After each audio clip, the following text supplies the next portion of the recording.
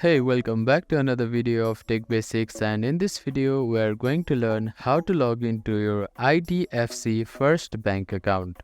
First of all, open up your preferred web browser. Now at the address bar type in idfcfirstbank.com and click on enter. You will be directed to official homepage of IDFC First Bank. Now at the top right corner you can see a login button.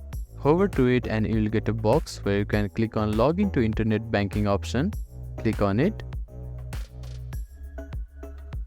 After that the login page will appear. Now select your country code. After that type in your mobile number which is connected to your bank account and click on proceed to login button. Now type in your password.